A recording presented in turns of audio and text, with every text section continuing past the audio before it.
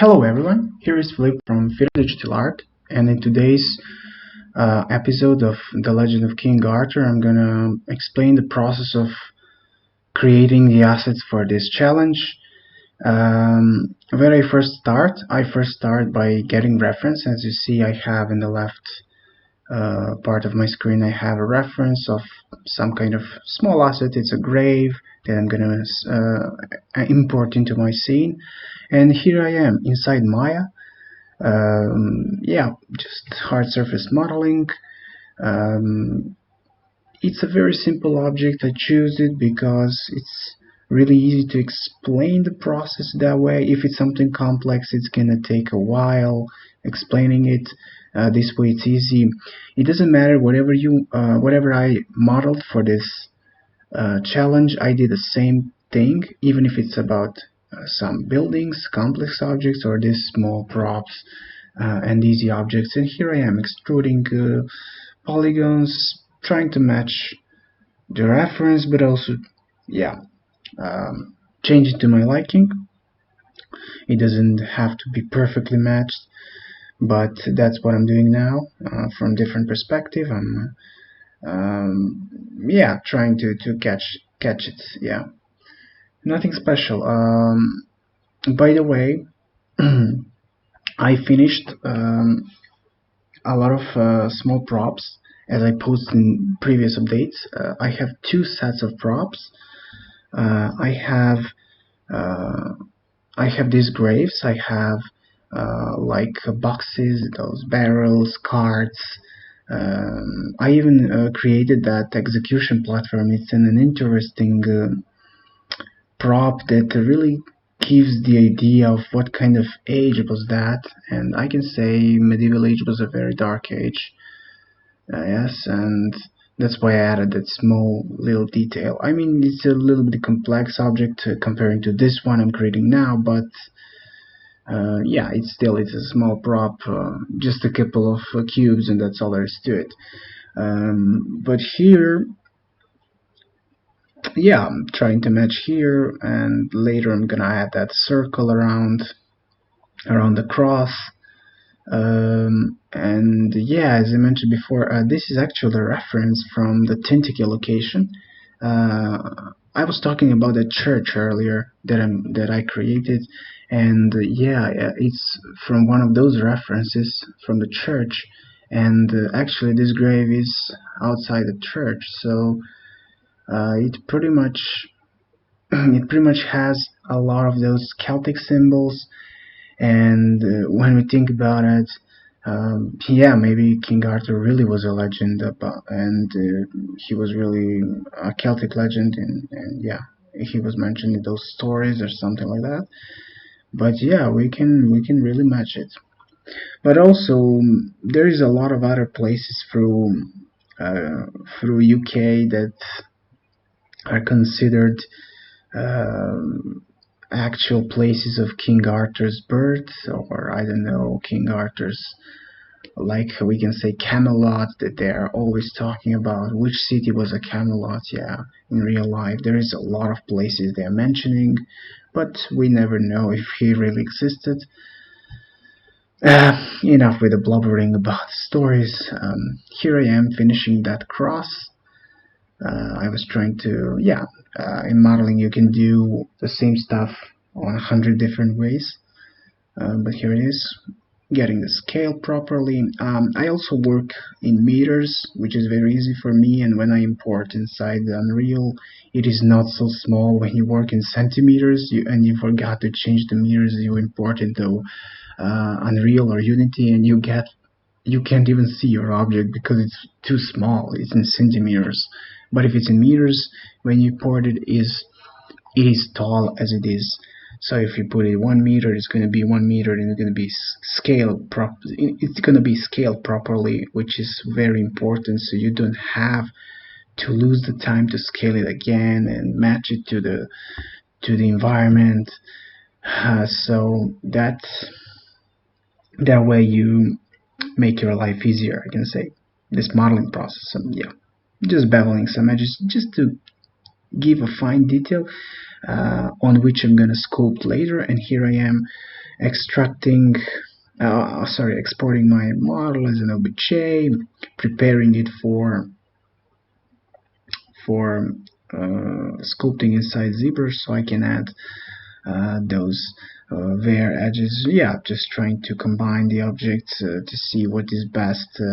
Also, very important, rename all your objects. That's what I'm always doing inside here when you import it later inside Unreal Engine. Or yeah, if you don't name it properly, you don't even know what you imported. If you have so many assets, it's gonna become annoying over time. But if you name it perfectly, you will always know what you're working on. And here I am preparing my model. Yeah, also giving us material for later for Substance Painter. This is going to be a low poly model, and then I'm gonna sculpt on it and create high poly and then bake normal map inside Substance later, and get that prop to a very small poly count as much as possible.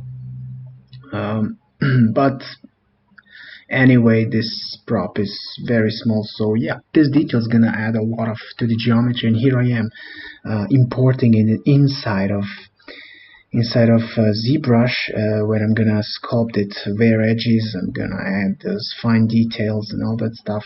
I'm not gonna overdo it, or I don't know, overkill it, if I can say, because you can add crazy details, but this object is not so much important as scene. It's just a small prop, so you don't need to waste your time on that. If that object is a main object and is important in your scene, you should spend more time. But here it doesn't matter, even if something is not properly good here in the sculpting. If you didn't sculpt that perfectly area or something like that, it doesn't matter. Nobody will see that. Nobody will go and watch that grave. Somebody will only see it from the distance and see, aha, there is grave, that's nice detail. But he never gonna come and, yeah, just look around, yeah, this is detail, this is not. It's impossible to even see from the perspective of the player. So these small props are not that much important, but it's fine to add those details, make it more realistic. But you don't have to overdo it because it's a small prop. Yes, it's a pretty much straightforward process. I'm using, I can say, standard brushes that already exist inside ZBrush. I use polish brush, I use clay buildup, I use planer, yeah, just to get those edges worn a little bit. Also add that bevel to it, extra bevel, I can say. But you get more detailed. I could have done that in Maya and just hit bevel and that's all, but it would be just a flat plane and nothing else. But here you add that extra detail, so when you bake the map later, you get a good result, which you're gonna see later when I import it inside Substance and bake the mesh. But here I'm not looking for something perfect. Just wanted to show you on this small easy prop how all the process of my work is done. Yeah, I use this same process for almost every single object in my scene. So firstly I go to Maya, model it, model, I can say a low poly model, and then export it, add more details, then bake mesh map inside, I mean normal map, or and any other map I need for that particular object. But the most important is that normal map, yeah, I bake inside Substance, then exported it, also textured inside of it, and yeah, the prop is perfectly ready for exportation to Unreal Engine 4. Yeah, also one thing, I didn't mention the UV mapping because it was not important. This object is so easy to move UV map, pretty much straightforward, so I didn't want it to waste time on that. Yeah, after I finish my model inside Maya, I UV map it and then go to export. So that low poly, it is very important for low poly to have all the maps, all the UV mapping, but for high poly it doesn't matter because you're only using that details from it, extracting details through normal map, so it doesn't important to have that on high poly. And also I have two UV sets because I create one UV set um, for the particular mesh, and the other UV is a light map for lighting. And yeah, here I am importing my model inside Substance Painter. Here I am baking a normal map. I use 2K resolution for all my textures inside my scene. Yeah, that's pretty much enough to show the good quality and performance. And it doesn't take so much memory, so yeah, you need always to think about optimizing the space memory. Yeah, here it is, it's baked. I got the details. Yeah, they're not perfect, but they're okay. Then I'm adding texture. I already have created materials from before from the other assets, so yeah, I have pillar stone, that's how I name it, or some medieval stone, whatever you want to call it. Then I add a couple of black masks for a height map to add a small ornaments. This one I created inside Photoshop. Yes, these are already this one is presetted already inside Substance Painter, which is very good, and it's a Celtic run cross, which is just perfect for this particular challenge because King Arthur is very much connected to that story. And here I am, a couple of those black masks, adding height map. Yeah, searching for a couple of these rectangles, what can add a fine detail to the grave, but not overdo it. And yeah, I choose this one, it's very nice. I was setting here color, so I need only height. Yeah, also using that symmetry, which speed ups my workflow. There it is. I could have used radial but maybe I forgot in that moment. It doesn't matter.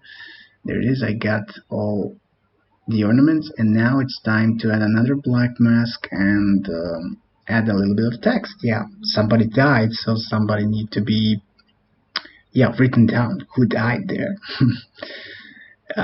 It would be stupid to place a gravestone and you don't know who is it. That's why I got the idea. I think I read the name of the guy that was on there, and he was Jamie Fry, something like that named, as I could have seen, because the letters are so small, so you can see it from the reference. And then I hit the year he lived, 1450 to 1512, and yeah, rest in peace. Those are just small details. I was just joking around with that. So those details cannot be even seen from the perspective of the player, but yeah, I like to add them.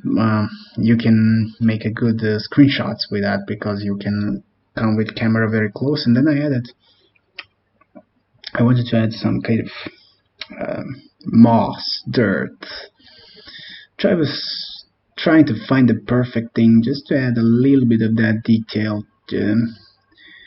Yes. Here I am trying a couple of things, if it's good with height or I lost a lot. I was just trying to show you that every detail is interesting, especially when you want to screenshot from that close, that you can see a part of the grave and then see something in the distance. That's what I'm gonna do for the final shots. That's why I'm searching here for a perfect thing, trying to combine the elements. And here I am. I found some kind of moss filter, moss generator, and I don't know, I added a little bit of color, a little bit of heightness, just to add the detail, and there it goes. That's pretty much it. The process is done. That's all for it. I exported later textures, imported model, low poly model, then added all the textures inside Unreal Engine 4. That's pretty much straightforward. And that's all for this video.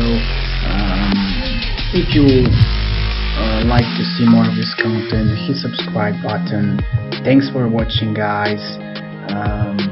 I hope you like this video, and catch you guys in the next one. Bye.